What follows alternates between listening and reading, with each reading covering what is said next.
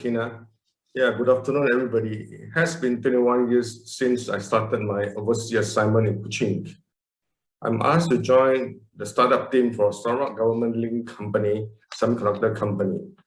I brought along my wife and two daughters, and our third kid, a son, was born in Kuching in 2001. After I finished my contract in 2002, we all returned to Singapore, but that is not the end of my love with Sarawak. I find myself returning to Kuching almost every 1 to 2 months on either business or social visits. And the more I went, the more I enjoy my time in Kuching. I love Kuching especially because it's a lot of friendly people. I feel safe and secure in Kuching. I love Kuching's affordable food, especially eating out and enjoying seafood. I was amazed by the price of car here, cheap compared to Singapore. I love the environment. Wherever you look, there are so many landed properties with gardens and so much green space. There are big, nice condominiums too. In fact, I always say, Sarawak has a low cost of living, but a relatively high standard of living.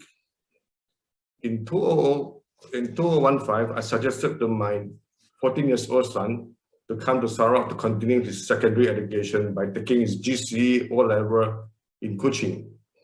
As a family, we signed up for MM2H program. This visa allows us to stay in Sarawak, Kuching for 5 years with an extension of another 5 years. I can highly recommend Sarawak to any one of you who are semi or fully retired and for those who can run their own business from Kuching. Let me make one thing clear. I love Singapore and am proud to be a Singapore citizen. But I love Sarawak and its unique lifestyle that cannot be copied elsewhere. Here's why. Kuching is one of the safest cities in Malaysia and other ASEAN countries. People here in Kuching are very patient. We seldom hear car horns sound at each other. There are many Mandarin-speaking people here. English and Hokkien are also spoken regularly. I believe Sarawak is the only state in Malaysia where English is recognized as an official language. They even speak English in the state parliament. Sarawakians are more tolerant and acceptable towards different religions.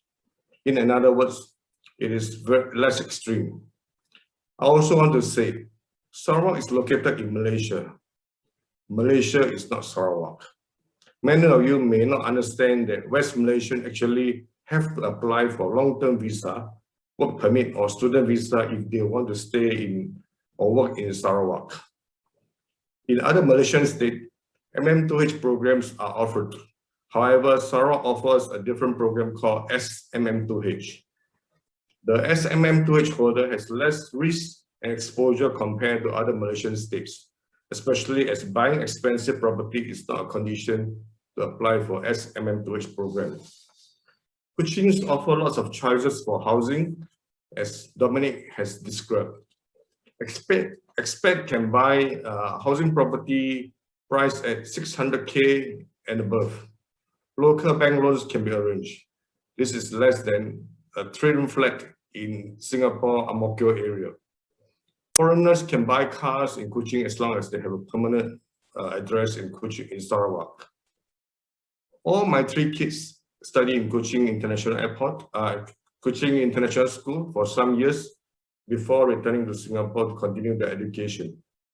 They all did quite well in their later study outside Sarawak. My eldest daughter obtained her MBA. My second daughter was an NUS scholar.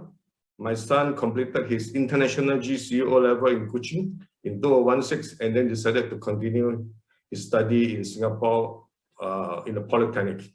He now completed his Polytechnic. Let me finish with a little snapshot of my life in Kuching. Kuching is about 70 minutes flight time to Changi Airport, Singapore. Before COVID, it cost me less than 100 Sing dollar for a return flight to Kuching, Singapore, Kuching. That is less than the MBS or RWS casino levy for Singaporean of $150. I remember clearly waking up at 8 a.m. in Kuching, After having a quick breakfast and taking a 20 minutes taxi ride to Kuching International Airport, I will then fly to Singapore on 9:55 a.m. morning flight.